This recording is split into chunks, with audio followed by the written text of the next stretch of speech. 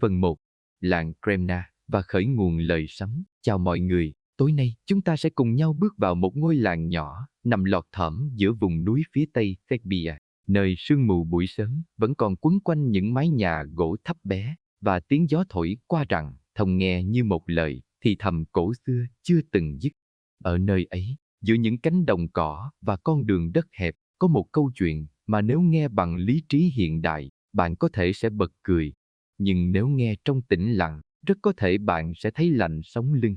Và tôi phải nói thật, nếu một ngày nào đó, những điều ấy xảy ra theo đúng cách mà chúng đã được kể lại hơn một thế kỷ trước, thì bạn có thể sẽ không sống sót được nếu vẫn giữ nguyên cách nghĩ hiện tại của mình. Vì vậy, trước khi bạn cảm thấy thoải mái, hãy dành chút thời gian để thích video và đăng ký. Nhưng chỉ khi bạn thực sự thích những gì tôi làm ở đây. Và như thường lệ, hãy để lại bên dưới bạn đang xem từ đâu, mấy giờ rồi ở chỗ bạn. Tôi luôn tò mò, không biết giữa đêm khuya ở Hà Nội, Sài Gòn hay một thành phố nhỏ nào đó ở châu Âu, ai đang ngồi cùng tôi nghe câu chuyện này. Bây giờ, hãy tắt đèn, có thể bật quạt để có tiếng ồn nhẹ nhàng và chúng ta hãy cùng nhau bắt đầu hành trình tối nay. Gremna, một ngôi làng nhỏ bé thuộc Serbia, nhỏ đến mức nếu không có câu chuyện này, có lẽ nó đã chìm trong vô số làng mạc bình thường khác của vùng Balkan. Thế nhưng vào thế kỷ 19, nơi đây xuất hiện hai con người đặc biệt, Milo Tarabic và Mita Tarabic, hai chú cháu, nông dân, không học hành bài bản, thậm chí không biết chữ. Sự kiện trí tuệ đầu tiên khiến người ta chú ý không phải là họ nhìn thấy tương lai, mà là cách những lời họ nói được ghi lại. Mita, người cháu sinh năm 1829, mất năm 1899, đã nhờ cha đỡ đầu của mình, một linh mục địa phương, ghi chép lại những gì ông nhìn thấy. Những bản ghi chép này sau đó được tổng hợp thành cuốn sách thường được gọi là Kremna Prophecy. Theo nhiều tài liệu, bản in đầu tiên xuất hiện đầu thế kỷ 20, khoảng năm 1902. Thông tin kỳ quặc ở đây là những lời tiên đoán ấy không phải được viết dưới dạng sấm truyền mơ hồ như nhiều truyền thống khác, mà dưới hình thức đối thoại. Cha ơi, con thấy, con ơi, con nói rõ hơn. Cấu trúc này khiến văn bản vừa gần gũi, vừa gây tranh cãi. Trong giới nghiên cứu Balkan, đã từng có tranh luận học thuật công khai về tính xác thực của bản thảo gốc, liệu đây là ghi chép nguyên bản hay đã qua biên tập hậu kỳ. Nhưng trước khi bước vào cuộc tranh luận đó, hãy quay lại với bối cảnh. Milos, người chú, qua đời năm 1854. Mita tiếp tục kể lại những gì cả hai đã nhìn thấy. Điều đáng chú ý là họ không phân biệt được đâu là hiện tại, đâu là tương lai. Họ chỉ mô tả những ảo cảnh. Có người cho rằng đây là hiện tượng thị kiến tôn giáo. Có người lại so sánh với khái niệm Remote từng được nhắc đến trong thế kỷ 20. Và cũng có người, rất thẳng thắn, bảo rằng hai ông nông dân này chắc chỉ kể chuyện cho vui. Tôi không biết bạn nghĩ sao, nhưng tôi thấy buồn cười ở chỗ, lịch sử thường chỉ tin vào người có bằng cấp. Nếu hai ông Tarabic có bằng tiến sĩ vật lý, có lẽ mọi chuyện đã khác. Còn ở đây, họ là nông dân, mà nông dân thì làm sao biết về tương lai được, đúng không? Nhưng chính nghịch lý ấy lại tạo nên sức nặng cho câu chuyện, bởi vì những lời họ kể ra, theo nhiều người Serbia, đã trùng khớp đáng kinh ngạc với các sự kiện lớn của thế kỷ 20. Điều khiến Kremna Prophecy trở nên nổi tiếng không phải ngay lập tức, phải sau Thế chiến thứ nhất, khi một số đoạn được cho là ứng nghiệm, cuốn sách mới bắt đầu lan truyền rộng rãi. Sau Thế chiến thứ hai, nó gần như trở thành một biểu tượng văn hóa dân gian tại Serbia. Có người còn nói mức độ phổ biến của nó ở đây gần tương đương kinh thánh trong đời sống phương Tây. Dĩ nhiên, đây là so sánh mang tính văn hóa, không phải giáo lý. Một chi tiết bên lề khá thú vị, ngôi nhà cũ của gia đình Tarabic ngày nay được dựng thành một điểm tham quan nhỏ. Và dưới nền nhà ấy, người ta kể rằng từng có một quả cầu đá lớn được tìm thấy. Có người tin quả cầu đó từ trời rơi xuống. Có người bảo chỉ là đá tự nhiên. Nhưng câu chuyện về quả cầu lại tiếp tục nuôi dưỡng huyền thoại quanh năng lực của họ. Ở đây xuất hiện một cụm từ mà giới học giả từng tranh luận: văn hóa ký ức tập thể. Khi một cộng đồng tin vào một câu chuyện đủ lâu, nó trở thành một phần bản sắc. Vấn đề không còn là đúng hay sai tuyệt đối, mà là ý nghĩa xã hội của nó. Vậy, điều gì trong những lời tiên tri ấy khiến người ta phải chú ý? Trong số 34 lời tiên đoán được nhắc đến, có những đoạn nói về chiến tranh thế giới, điều mà vào thời điểm Milo và Mita sống, chưa từng xảy ra theo quy mô toàn cầu. Họ nói về những cuộc đại chiến, về thế giới sau chiến tranh thứ hai, sống trong hòa bình, nhưng đánh mất niềm tin vào Thượng Đế, tôn thờ trí tuệ con người. Nghe có quen không? Nếu trí tuệ của thần là đại dương, thì tri thức con người chỉ là giọt nước, đó là cách họ được cho là đã nói. Câu nói này không hẳn là bằng chứng siêu nhiên, nhưng nó đặt ra một câu hỏi triết học, liệu tiến bộ khoa học có đồng nghĩa với tiến bộ đạo đức? Và đây là lúc câu chuyện bắt đầu vượt khỏi phạm vi một ngôi làng nhỏ, bởi vì khi nhắc đến Serbia, người ta không thể không nhắc đến một cái tên khác, Nikola Tesla. Tesla sinh năm 1856, sau khi Milo qua đời và thuộc thế hệ gần với Mita. Một số người thích kết nối hai dòng câu chuyện này, một bên là nhà phát minh, thiên tài, nói về năng lượng vũ trụ, một bên là nhà tiên tri, nông dân, nói về nguồn năng lượng có sẵn trên bề mặt trái đất mà con người không nhận ra. Tất nhiên, đây là sự liên hệ hậu nghiệm, nhưng nó đủ để kích thích trí tò mò. Và thế là từ một ngôi làng nhỏ, câu chuyện bắt đầu lan ra, từ chiến tranh, công nghệ, đến năng lượng vô hình. Khi đứng giữa cánh đồng Kremna hôm nay, nếu có dịp, bạn sẽ thấy mọi thứ rất bình thường. Cỏ xanh, núi xa, tiếng gà gáy. Không có gì giống một trung tâm tiên tri cả. Và có lẽ chính sự bình thường đó mới khiến câu chuyện trở nên hấp dẫn. Bởi vì đôi khi, những điều làm thay đổi cách chúng ta nhìn thế giới lại không bắt đầu từ phòng thí nghiệm hiện đại, mà từ một căn nhà gỗ đơn sơ, nơi hai người nông dân kể lại những hình ảnh họ không thể giải thích. Và nếu những hình ảnh ấy thực sự đã được nói ra trước khi thế giới bước vào hai cuộc đại chiến, thì câu hỏi không còn là họ có nhìn thấy tương lai không, mà là tại sao chúng ta luôn chỉ tin vào tương lai khi nó đã trở thành quá khứ. 2. Năng lực giao thị và nghịch lý mù chữ. Nếu ở phần trước chúng ta chỉ đứng ngoài ngôi nhà gỗ ấy và nhìn vào, thì bây giờ hãy bước hẳn vào bên trong. Một căn phòng nhỏ, ánh đèn dầu leo lét, mùi khói củi còn vương trong không khí. Mita Tarabik ngồi đối diện vị linh mục, người cha đỡ đầu của mình. Ông không biết chữ. Vì thế, mọi điều ông thấy đều phải được kể lại bằng lời, rồi chuyển thành chữ viết bởi một người khác. Sự kiện trí tuệ quan trọng ở đây không chỉ là nội dung lời tiên tri, mà là cơ chế ghi chép. Trong lịch sử tư tưởng, những văn bản dạng mặc khải thường gặp vấn đề về độ tin cậy văn bản học. Ai là người viết? Viết khi nào? Có chỉnh sửa không?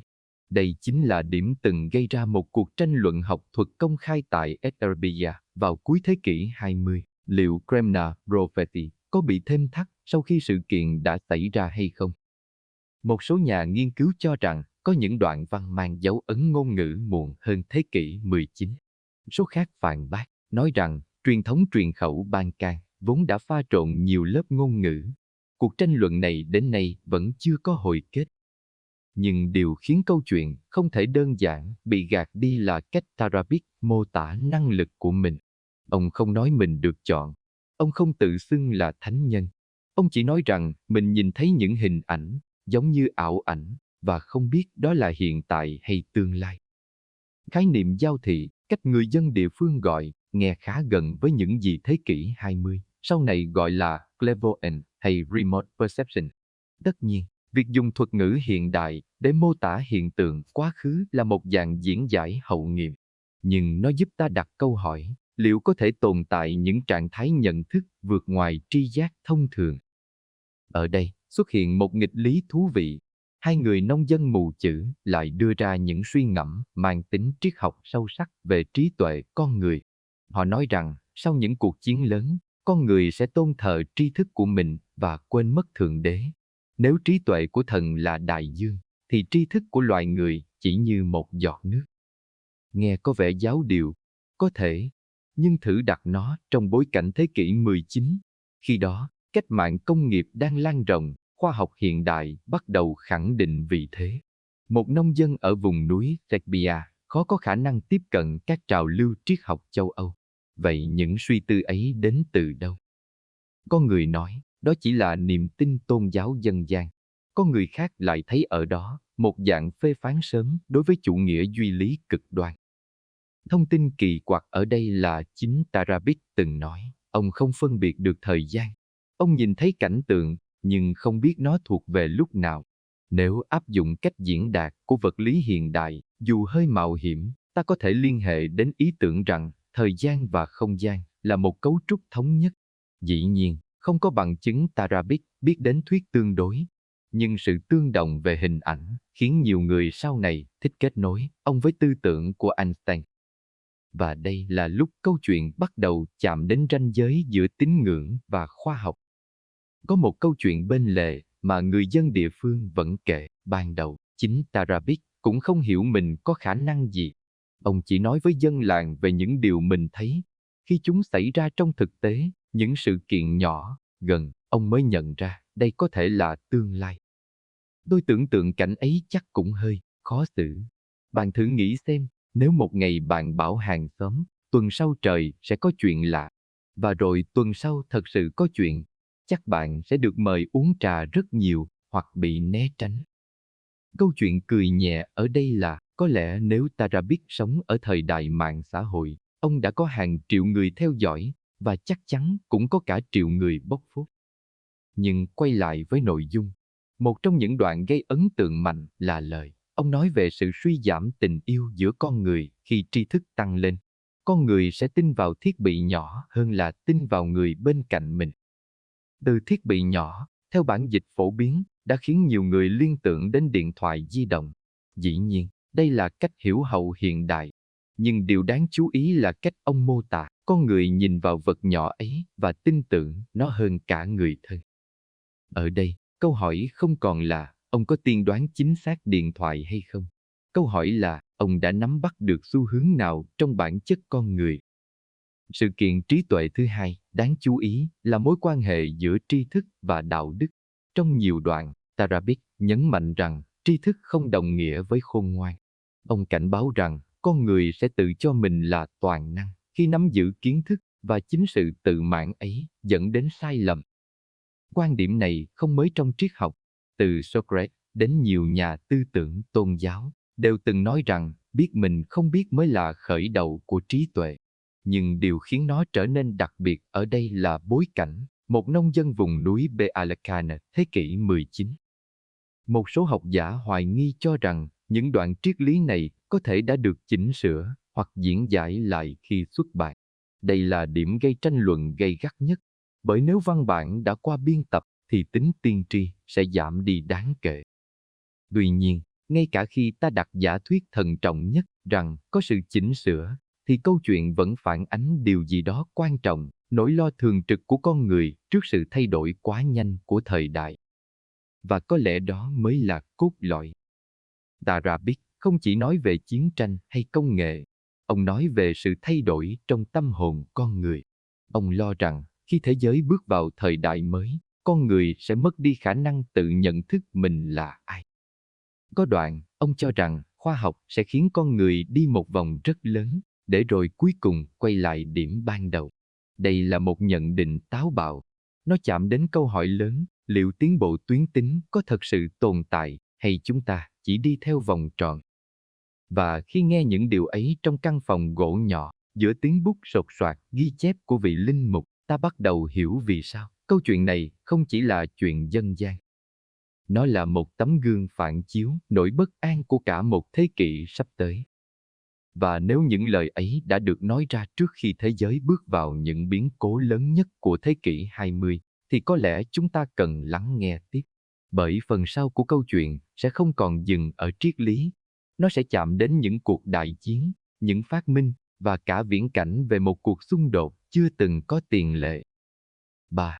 Những dự báo về chiến tranh thế giới. Khi những lời kể của Tarabit bắt đầu chạm đến chiến tranh, bầu không khí trong các bản chép tay dường như cũng thay đổi. Không còn chỉ là những suy tư về trí tuệ hay đạo đức, mà là những hình ảnh cụ thể hơn, lửa, tiếng nổ, những đoàn người rời bỏ quê hương. Sự kiện trí tuệ đáng chú ý ở đây là việc ông được cho là đã nhắc đến hai cuộc đại chiến toàn cầu, trong khi bản thân qua đời năm 1899, thời điểm khái niệm chiến tranh thế giới còn chưa tồn tại trong nhận thức phổ thông. Ông nói rằng sẽ có những cuộc chiến lớn làm rung chuyển toàn bộ lục địa, và sau cuộc chiến thứ hai, thế giới sẽ bước vào thời kỳ hòa bình tương đối, nhưng tinh thần con người sẽ thay đổi. Điểm này chính là trọng tâm của cuộc tranh luận học thuật công khai kéo dài nhiều thập kỷ. Liệu các đoạn nói về Thế chiến thứ nhất và thứ hai có thực sự được ghi lại trước khi chúng xảy ra, hay chúng được bổ sung sau khi lịch sử đã diễn ra? Các nhà hoài nghi thường lập luận rằng bản in năm 1902 không còn nguyên bản đầu tiên, và việc truyền miệng trước khi xuất bản có thể đã tạo điều kiện cho sự thêm thắt. Ngược lại, những người ủng hộ tin rằng có đủ bằng chứng truyền thống địa phương cho thấy các lời tiên đoán đã tồn tại trước các sự kiện. Điều thú vị là, ngay cả khi tạm gác vấn đề tính xác thực, nội dung các đoạn tiên đoán lại mang tính biểu tượng nhiều hơn chi tiết. Ông không nêu ngày tháng cụ thể. Ông không nói tên quốc gia chính xác theo cách hiện đại. Ông nói về những kẻ mạnh sẽ lôi kéo các nước nhỏ vào cuộc chiến của họ, về anh em đánh lẫn nhau, rồi sau đó ôm hôn nhau, nhưng lòng thù hận vẫn còn. Nghe quen không? Nếu nhìn lại lịch sử Ban Cang, khu vực này vốn là giao điểm của nhiều đế chế và lợi ích chính trị. Vì vậy, lời mô tả ấy có thể được hiểu như một quan sát sắc bén về cấu trúc quyền lực khu vực hơn là một dự báo siêu nhiên. Thông tin kỳ quặc ở đây là cách Tarabit nói về Thế chiến thứ ba. Ông không chỉ đơn giản bảo sẽ có chiến tranh. Ông mô tả sự xuất hiện của một nhân vật ở phương Bắc, vóc dáng nhỏ bé, ban đầu tràn đầy tình yêu và lòng trắc ẩn, nhưng sau đó bị cuốn vào những vòng xoáy quyền lực. Ông không nói người này gây ra chiến tranh. Ông chỉ đặt nhân vật ấy như một dấu mốc trước khi cuộc xung đột lớn bùng nổ. Điều này khiến vô số suy đoán nảy sinh qua nhiều thập kỷ. Mỗi khi có một lãnh đạo nổi lên ở phương Bắc, đặc biệt là ở châu Âu hay Nga, người ta lại thì thầm, có phải đây không? Tôi phải thú thật, nếu cứ theo cách đó, thì gần như mỗi thế hệ đều có ứng viên. Và có lẽ chính sự mơ hồ ấy khiến lời tiên tri luôn có đất sống. Nhưng điều gây tò mò hơn là mô tả về vũ khí trong cuộc chiến này. Tarabit nói rằng những kẻ phát động chiến tranh sẽ buộc các nhà khoa học chế tạo những loại đạn pháo kỳ quái. Khi chúng phát nổ, chúng không chỉ để giết người, mà để tạo ra một lời nguyền. Nhiều người ngay lập tức liên hệ đến vũ khí hạt nhân, nhưng mô tả tiếp theo lại không hoàn toàn trùng khớp. Ông nói rằng lời nguyền ấy khiến con người, quân đội và cả gia súc rơi vào giấc ngủ, mất khả năng chiến đấu, rồi sau đó dần dần hồi phục lý trí. Ở đây, có người liên tưởng đến vũ khí hóa học hoặc sinh học, có người lại nghĩ đến chiến tranh tâm lý, hoặc thậm chí là một dạng công nghệ điều khiển nhận thức. Trong giới nghiên cứu hiện đại, có khái niệm chiến tranh nhận thức, tức là thao túng thông tin và tâm trí, thay vì chỉ dùng vũ lực. Liệu Tarabit có mô tả một hình thức xung đột phi truyền thống, hay chúng ta đang áp đặt cách hiểu hiện đại lên một văn bản mơ hồ? Đây chính là điểm gây tranh luận gay gắt. Một chi tiết khác khiến người ta bàn tán là ông nói Serbia sẽ không tham chiến trực tiếp trong cuộc đại chiến này, nhưng các quốc gia khác sẽ giao tranh trên bầu trời Serbia. Nếu nhìn từ góc độ địa chính trị, Serbia nằm ở vị trí chiến lược của Ban Cang, từng nhiều lần trở thành chiến trường ủy nhiệm. Câu chuyện cười nhẹ ở đây là nếu Serbia thật sự trở thành trung tâm của mọi lời tiên tri, thì chắc ngành du lịch tâm linh ở đó phải rất phát đạt. Nhưng có lẽ điều gây ám ảnh nhất không phải là bản thân cuộc chiến, mà là lời tiên đoán về một nơi duy nhất được miễn nạn. Ông nói về một vùng đất ở tận cùng thế giới, được đại dương bao bọc, rộng lớn gần bằng châu Âu, nơi không có những loại đạn pháo kia rơi xuống. Từ hơn một thế kỷ trước, nhiều người đã suy đoán đó là Australia. Diện tích gần tương đương châu Âu, được bao quanh bởi đại dương, và trên quốc kỳ có các biểu tượng thập tự. Dĩ nhiên, cũng có người cho rằng đó có thể là Nam Cực, nhưng điều kiện sinh tồn khiến giả thuyết này kém thuyết phục hơn. Ở đây, ta lại thấy cách lời tiên tri hoạt động, nó cung cấp đủ chi tiết để kích thích trí tưởng tượng, nhưng không đủ cụ thể để đóng lại mọi khả năng diễn giải. Sự kiện trí tuệ thứ hai Trong phần này là cách Tarabik nhìn nhận nguyên nhân chiến tranh. Ông cho rằng các quốc gia nhỏ bị lôi kéo bởi tham vọng của các cường quốc. Đây không phải là một nhận định huyền bí, mà là một phân tích chính trị sắc sảo. Nó phản ánh cấu trúc quyền lực bất cân xứng, điều mà các nhà khoa học chính trị hiện đại vẫn bàn luận. Vậy, phải chăng sức mạnh của Kremna Prophecy không nằm ở khả năng nhìn thấy tương lai theo nghĩa siêu nhiên, mà ở khả năng nắm bắt quy luật lặp lại của lịch sử? Nếu chiến tranh là hệ quả của tham vọng, quyền lực và tự mãn trí tuệ, thì chỉ cần hiểu rõ bản chất con người, ta có thể dự đoán rằng những xung đột lớn sẽ tái diễn. Và đây là điểm khiến câu chuyện trở nên đáng suy ngẫm. Bởi nếu lời tiên tri về Thế chiến thứ ba không phải là một mốc thời gian cụ thể, mà là một cảnh báo về chu kỳ, quyền lực và công nghệ vượt khỏi kiểm soát đạo đức, thì nó không còn là chuyện của một ngôi làng Serbia nữa. Nó là câu hỏi dành cho toàn nhân loại. Và khi chúng ta tiếp tục, câu chuyện sẽ rẽ sang một hướng khác, từ chiến tranh sang công nghệ, từ đạn pháo sang thiết bị nhỏ, từ lời nguyền sang những chiếc hộp phát sáng trong phòng khách mỗi gia đình. 4. Thiết bị nhỏ và thời đại công nghệ. Sau những hình ảnh về chiến tranh và lời nguyền, Tarabik chuyển sang mô tả một sự thay đổi khác, âm thầm hơn, nhưng có lẽ sâu sắc hơn, sự thay đổi trong cách con người kết nối với nhau. Ông nói rằng khi tri thức gia tăng, tình yêu giữa người với người sẽ giảm đi. Con người sẽ không còn tin tưởng lẫn nhau như trước, mà sẽ tin vào những thiết bị nhỏ nhiều hơn. Sự kiện trí tuệ đáng chú ý ở đây không nằm ở việc ông có tiên đoán chính xác điện thoại hay máy tính hay không, mà ở chỗ ông nhận ra mối quan hệ nghịch chiều giữa công nghệ và tương tác trực tiếp. Trong xã hội học hiện đại, đã có những nghiên cứu về sự cô lập trong thời đại kết nối, một nghịch lý khi mạng lưới thông tin mở rộng, nhưng cảm giác gần gũi lại thu hẹp. Tarabik không dùng thuật ngữ xã hội học, ông chỉ mô tả một cảnh tượng, con người nhìn vào vật nhỏ trong tay và đặt niềm tin vào đó hơn cả người thân bên cạnh. Nếu đọc lại đoạn này trong bối cảnh hiện nay, khi mỗi người đều cúi xuống màn hình vài giờ mỗi ngày, cảm giác rùng mình là điều khó tránh. Thông tin kỳ quặc là cách ông mô tả một chiếc hộp có thể nhìn thấy hình ảnh từ khắp nơi trên thế giới. Ông nói, thông qua chiếc hộp ấy, con người có thể thấy những gì đang xảy ra ở nơi xa xôi. Nhiều người liên tưởng ngay đến truyền hình, số khác cho rằng đó là máy tính hoặc Internet. Nhưng điều thú vị hơn nằm ở một chi tiết ít được nhắc đến. Ông nói chiếc hộp ấy ở rất gần một thế giới khác, gần như khoảng cách giữa sợi tóc và da đầu. Cụm từ này đã tạo nên vô số suy đoán. Có người cho rằng đó là cách ông nói về thế giới linh hồn.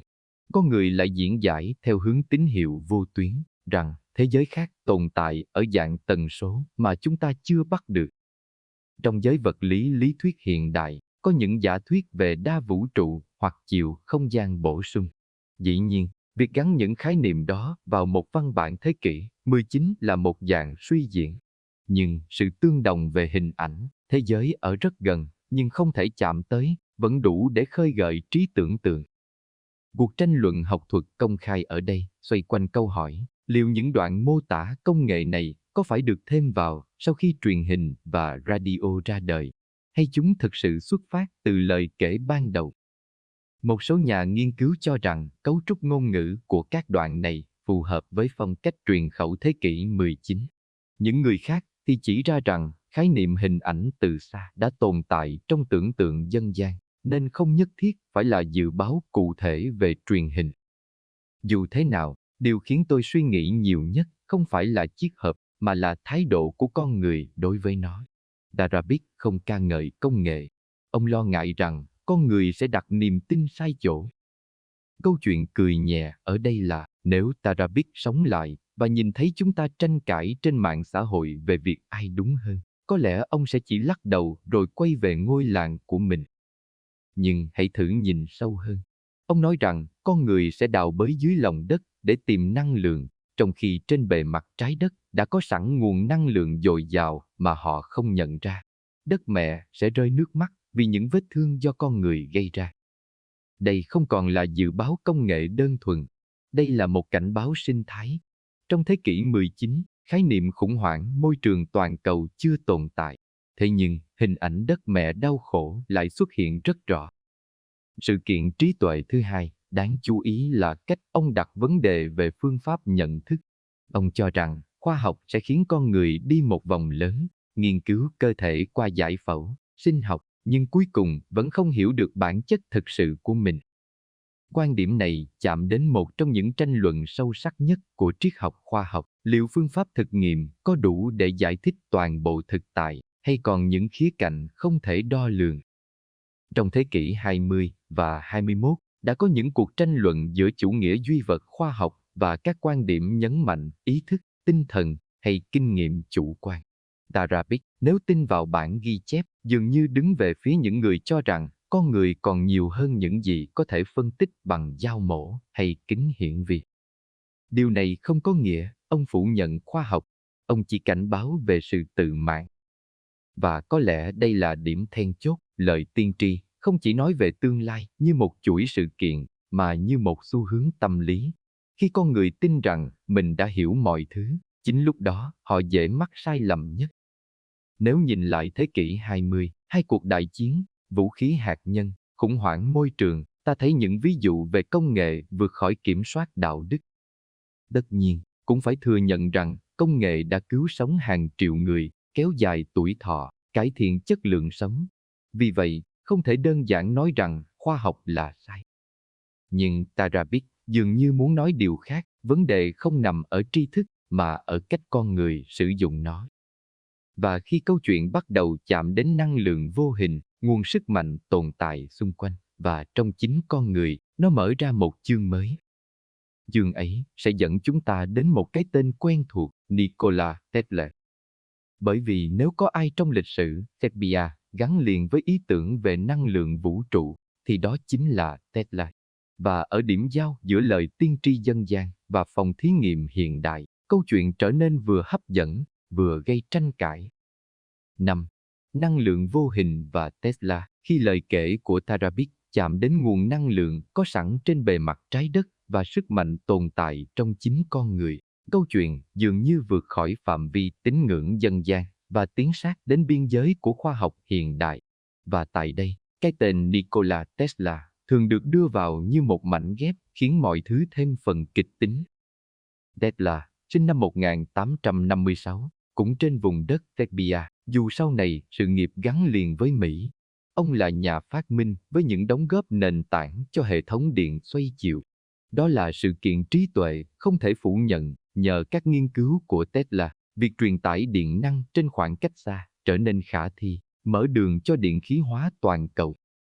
Nhưng ngoài những đóng góp đã được ghi nhận, quanh Tesla còn tồn tại một lớp huyền thoại. Ông từng nói về việc khai thác năng lượng từ môi trường xung quanh, về trường điện tử của trái đất, về khả năng truyền năng lượng không dây. Những ý tưởng này đã trở thành mảnh đất màu mỡ cho khái niệm free energy, năng lượng tự do. Nhiều người nhìn vào đoạn tiên tri của Tarapik rằng con người sẽ đào bới dưới lòng đất tìm nhiên liệu, trong khi trên bề mặt đã có nguồn năng lượng tốt hơn, và lập tức liên hệ đến Tesla. Dĩ nhiên, đây là sự kết nối hậu nghiệm. Không có bằng chứng Tarapik từng gặp Tesla hay biết đến các thí nghiệm của ông. Cuộc tranh luận học thuật công khai ở đây xoay quanh ranh giới giữa khoa học được kiểm chứng và giả thuyết chưa được xác nhận. Các thiết bị như tháp Wardenclyffe của Tesla thực sự tồn tại, nhưng dự án truyền năng lượng không dây toàn cầu của ông chưa bao giờ được hoàn thiện. Một số người tin rằng ông đã chạm đến bí mật năng lượng vũ trụ nhưng bị cản trở bởi lợi ích kinh tế. Số khác cho rằng các ý tưởng đó chưa bao giờ chứng minh được tính khả thi. Thông tin kỳ quặc là sau khi Tesla qua đời năm 1943, một phần tài liệu của ông bị chính phủ Mỹ thu giữ trước khi được chuyển cho gia đình. Điều này đã góp phần nuôi dưỡng các thuyết âm mưu về việc công nghệ bị giấu kín. Tuy nhiên, cần phân biệt rõ, cho đến nay, không có bằng chứng khoa học đáng tin cậy chứng minh sự tồn tại của một thiết bị phát điện vô hạn mà không cần đầu vào năng lượng. Nguyên lý bảo toàn năng lượng vẫn là nền tảng của vật lý hiện đại. Vậy, điều Tarapik nói về nguồn năng lượng ở khắp xung quanh có thể hiểu thế nào? Một cách thận trọng, ta có thể xem đó là hình ảnh ẩn dụ.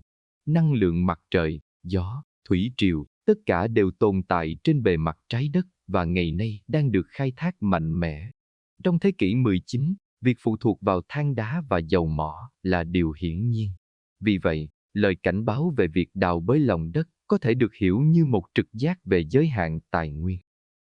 Sự kiện trí tuệ thứ hai đáng chú ý trong phần này là cách Tarabik nói về năng lượng trong chính cơ thể con người. Ông cho rằng con người là một dạng tồn tại năng lượng mà chưa hiểu rõ bản thân. Nếu đọc dưới ánh sáng khoa học hiện đại, ta biết cơ thể con người thực sự là một hệ thống điện, các xung thần kinh hoạt động dựa trên chênh lệch điện thế. Tim đập, não hoạt động, tất cả đều liên quan đến điện sinh học. Nhưng từ đó đến việc khai thác năng lượng vô hạn từ con người là một khoảng cách rất xa. Có những nhóm hiện đại từng tuyên bố tái tạo thiết bị của Tesla, thậm chí nói rằng hiệu quả thay đổi khi có người đứng gần. Tuy nhiên, cho đến nay, những tuyên bố này chưa vượt qua được kiểm chứng khoa học nghiêm ngặt. Câu chuyện cười nhẹ ở đây là nếu thật sự có một thiết bị phát điện mạnh hơn, khi có nhiều người tụ tập xung quanh, thì các buổi hòa nhạc chắc đã trở thành nhà máy điện khổng lồ. Nhưng bỏ qua yếu tố hài hước, điều quan trọng là nhận ra một xu hướng. Khi xã hội đối mặt với khủng hoảng năng lượng hoặc môi trường, các ý tưởng về nguồn năng lượng bị che giấu, thường trở nên hấp dẫn. Chúng phản ánh mong muốn thoát khỏi giới hạn hiện tại. Tarabik dường như không nói về một thiết bị cụ thể. Ông nói rằng con người đang đi sai hướng, đào bới nơi không cần thiết, trong khi sức mạnh thực sự ở ngay trước mắt. Đây có thể hiểu là lời kêu gọi thay đổi nhận thức từ khai thác sang hài hòa. Trong bối cảnh hiện đại, khi thế giới chuyển sang năng lượng tái tạo và nói nhiều về phát triển bền vững, lời cảnh báo ấy lại trở nên thời sự. Điều đáng chú ý là Tarabik không chống lại tri thức. Ông chỉ lo rằng những người được giáo dục cao sẽ trở thành rào cản nếu họ tin rằng mình đã hiểu hết mọi thứ. Quan điểm này có thể gây khó chịu cho giới học thuật, nhưng nó cũng là một lời nhắc nhở về tính khiêm tốn trong nghiên cứu. Trong triết học khoa học, có khái niệm giới hạn của mô hình, mọi lý thuyết đều là sự xấp xỉ thực tại, không phải bản thân thực tại.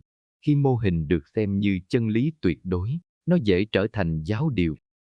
Và ở đây, ta thấy một điểm giao thoa thú vị, từ lời tiên tri dân gian đến tư tưởng phê phán khoa học hiện đại. Liệu Tarabik có thực sự nhìn thấy một thiết bị giống cuộn dây Tesla hút năng lượng từ không khí? Hay ông chỉ mô tả bằng hình ảnh tôn giáo về sự gắn kết giữa con người và tự nhiên? Câu trả lời có lẽ không bao giờ chắc chắn, nhưng chính sự không chắc chắn ấy khiến câu chuyện tiếp tục sống. Và khi năng lượng, công nghệ và chiến tranh đã được đặt lên bàn, câu chuyện sẽ còn đi xa hơn nữa, ra ngoài trái đất, đến những vì sao, nơi Tarabik nói rằng con người sẽ tìm kiếm sự sống nhưng không nhận ra nó, dù nó đang ở ngay đó. 6. Sinh mệnh ngoài trái đất và thế giới khác. Khi Tarabik nói rằng con người sẽ lên mặt trăng và những vì sao khác để tìm kiếm sự sống, nhưng sẽ không nhận ra sự sống dù nó tồn tại ở đó, câu chuyện bước hẳn ra khỏi cánh đồng Kremna và rời khỏi cả trái đất. Sự kiện trí tuệ đầu tiên cần nhắc đến ở đây là năm 1969, con người thực sự đặt chân lên mặt trăng. Nếu lời tiên tri này được ghi lại trước năm 1899, thì đó là một chi tiết đáng chú ý. Tuy nhiên, cần thận trọng, vào cuối thế kỷ 19, khoa học viễn tưởng đã bắt đầu hình thành ở châu Âu. Ý tưởng về du hành không gian không hoàn toàn xa lạ trong trí tưởng tượng. Điều khiến đoạn tiên tri này khác biệt không phải việc lên mặt trăng, mà là nhận định rằng con người sẽ tìm kiếm sự sống giống mình và thất vọng khi không thấy. Tarabik nói rằng ở những nơi tưởng chừng hoang vu vẫn có sự sống, nhưng không phải dạng con người có thể hiểu hoặc nhận ra. Trong sinh học hiện đại, có khái niệm carbon-based life, sự sống dựa trên carbon, vốn là nền tảng của mọi sinh vật trên trái đất. Một số nhà khoa học từng đặt giả thuyết về khả năng tồn tại của sự sống dựa trên silicon hoặc các cấu trúc hóa học khác trong điều kiện khắc nghiệt. Đây vẫn là giả thuyết, chưa có bằng chứng thực nghiệm. Cuộc tranh luận học thuật công khai ở đây liên quan đến cách chúng ta định nghĩa sự sống. Liệu sự sống phải có trao đổi chất giống sinh vật trái đất, hay chỉ cần có cấu trúc tự tổ chức và phản ứng với môi trường? Nếu định nghĩa quá hẹp, chúng ta có thể bỏ lỡ điều mình tìm kiếm. Darabit dường như chạm đến đúng điểm này. Ông nói, con người sẽ không nhận ra sự sống vì họ tìm kiếm thứ giống mình. Đây là một nhận xét mang tính triết học hơn là khoa học thuần túy. Nó phản ánh xu hướng nhân loại đặt mình làm trung tâm khi quan sát vũ trụ. Thông tin kỳ quặc là một số người còn liên hệ đoạn này với giả thuyết về sinh mệnh ở chiều không gian cao hơn. Tất nhiên, đây là suy diễn mang tính huyền học, nhưng hình ảnh sự sống ở đó mà ta không thấy lại rất mạnh về mặt biểu tượng. Nếu quay về với thực tế, các sứ mệnh thăm dò sao hỏa, Europa hay Enceladus đều tập trung tìm dấu hiệu nước và hợp chất hữu cơ. Nghĩa là chúng ta vẫn tìm kiếm sự sống theo mô hình quen thuộc. Điều này không sai, nó là cách khoa học hoạt động dựa trên bằng chứng. Nhưng Tarabit đặt ra câu hỏi, liệu mô hình ấy có đủ rộng? Câu chuyện cười nhẹ ở đây là, nếu một dạng sự sống ngoài hành tinh đang nhìn chúng ta và bảo họ không nhận ra mình đâu, họ chỉ tìm phiên bản carbon của họ thôi, thì chắc họ cũng đang rất thất vọng. Nhưng Tarabit không dừng ở vũ trụ vật lý. Ông còn nói về một thế giới khác rất gần với chúng ta, nhưng không thể liên lạc bằng những chiếc hộp phát hình. Đây có thể là cách ông nói về thế giới sau khi chết theo quan niệm tôn giáo, chính thống giáo Đông phương mà ông chịu ảnh hưởng. Sự kiện trí tuệ thứ hai trong phần này là việc cơ quan tình báo Mỹ từng nghiên cứu hiện tượng remote viewing vào thập niên 1970. Dù kết quả gây tranh cãi và chương trình sau đó bị hủy bỏ, sự tồn tại của nó cho thấy ngay cả trong thời đại khoa học cao, con người vẫn tò mò về khả năng nhận thức vượt ngoài giác quan. Điều này không chứng minh rằng Tarabit có năng lực đặc biệt, nhưng nó cho thấy ranh giới giữa khoa học và điều chưa giải thích được không phải lúc nào cũng cố định. Một số người Serbia kể rằng năng lực của Tarabit đến từ một quả cầu đá được chôn dưới nền nhà. Những quả cầu đá tương tự cũng được phát hiện ở Costa Rica với độ tròn gần như hoàn hảo. Các nhà khảo cổ cho rằng chúng có thể được chế tác khoảng năm 300 công nguyên. Chức năng của chúng vẫn chưa được xác định rõ. Tất nhiên, việc gắn quả cầu đá với năng lực tiên tri là suy diễn dân gian. Nhưng câu chuyện ấy góp phần tạo nên bầu không khí huyền bí xung quanh ngôi làng nhỏ. Nếu nhìn theo hướng tâm lý học, những vật thể đặc biệt thường trở thành điểm tựa cho niềm tin cộng đồng. Chúng không nhất thiết phải có sức mạnh siêu nhiên, chính niềm tin mới là yếu tố tạo nên ý nghĩa. Darabit, theo các bản ghi chép, không tự nhận mình là trung tâm của vũ trụ. Ông chỉ nói rằng con người chưa hiểu hết bản thân và thế giới xung quanh. Và có lẽ đây là điểm nối giữa mọi phần của câu chuyện, từ chiến tranh, công nghệ, năng lượng đến sự sống ngoài trái đất, tất cả đều xoay quanh câu hỏi, con người hiểu mình đến đâu? Nếu chúng ta không nhận ra sự sống ngoài kia vì định nghĩa quá hẹp, liệu chúng ta cũng không nhận ra giá trị của chính mình vì cách nhìn quá hạn chế? Câu hỏi ấy không chỉ dành cho nhà thiên văn học mà cho mỗi người đang sống trong thời đại công nghệ cao, giữa những thiết bị nhỏ và những chiếc hộp phát sáng. Và khi Tarabit nói về một nơi duy nhất có thể tránh khỏi đại chiến, câu chuyện không còn ở trên trời nữa. Nó quay lại mặt đất, đến một vùng đất xa xôi, được đại dương bao bọc, nơi nhiều người tin rằng sẽ là nơi trú ẩn cuối cùng nếu nhân loại lặp lại sai lầm. 7. Nơi trú ẩn cuối cùng và câu hỏi cho hiện tại khi lời tiên tri nói đến một vùng đất ở tận cùng thế giới, được đại dương bao bọc, rộng lớn gần bằng châu Âu và không bị những loại đạn pháo kỳ quái kia chạm tới. Câu chuyện như thu hẹp lại thành một điểm duy nhất. Sau tất cả chiến tranh, công nghệ, năng lượng và những vì sao, nó đặt ra một câu hỏi rất trần thế. Nếu thế giới rơi vào hỗn loạn, nơi nào còn bình yên? Trong hơn một thế kỷ, nhiều người đã suy đoán đó là Australia. Diện tích gần tương đương châu Âu, bốn bề là biển, và trên quốc kỳ có biểu tượng thập tự. Sự kiện trí tuệ đáng chú ý ở đây là cách con người cố gắng đối chiếu lời tiên tri với địa lý thực tế. Họ đo diện tích, so sánh biểu tượng, phân tích vị trí chiến lược.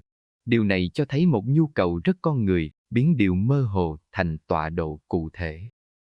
Cuộc tranh luận học thuật công khai xoay quanh đoạn này không chỉ là đó có phải Australia không, mà là câu hỏi sâu hơn. liệu lời tiên tri có nên được đọc theo nghĩa đen, hay nó chỉ là hình ảnh ẩn dụ về một trạng thái an toàn, tinh thần hơn là một quốc gia cụ thể.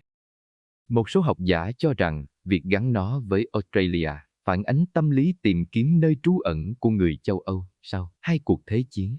Số khác thì tin rằng chi tiết về diện tích và đại dương quá cụ thể để chỉ là ẩn dụ. Thông tin kỳ quặc là ngay cả Nam Cực cũng từng được nhắc đến như một khả năng, dù điều kiện sống ở đó gần như không thể cho một cộng đồng lớn. Nhưng chính việc có nhiều giả thuyết cho thấy lời tiên tri đã mở ra không gian cho trí tưởng tượng tập thể. Tuy nhiên, nếu lùi lại một bước, ta sẽ thấy điều quan trọng hơn không nằm ở bản đồ. Tarabik nói rằng những người chạy trốn đến nơi ấy sẽ sống hạnh phúc vì ở đó không còn chiến tranh. Ông không nói họ giàu có, không nói họ quyền lực, chỉ nói họ bình yên. Điều này dẫn ta đến sự kiện trí tuệ thứ hai của phần kết, khái niệm hòa bình như một lựa chọn đạo đức chứ không chỉ là trạng thái địa lý. Nếu chiến tranh bắt nguồn từ tham vọng, tự mãn và lạm dụng tri thức, thì vùng đất an toàn có thể là biểu tượng của một xã hội biết tự giới hạn mình. Câu chuyện cười nhẹ cuối cùng ở đây là nếu thật sự có một nơi duy nhất an toàn, chắc giá nhà ở đó đã tăng gấp trăm lần từ lâu rồi. Nhưng sự hài hước ấy chỉ làm nổi bật một thực tế, không có nơi nào hoàn toàn tách biệt khỏi phần còn lại của thế giới trong thời đại toàn cầu hóa.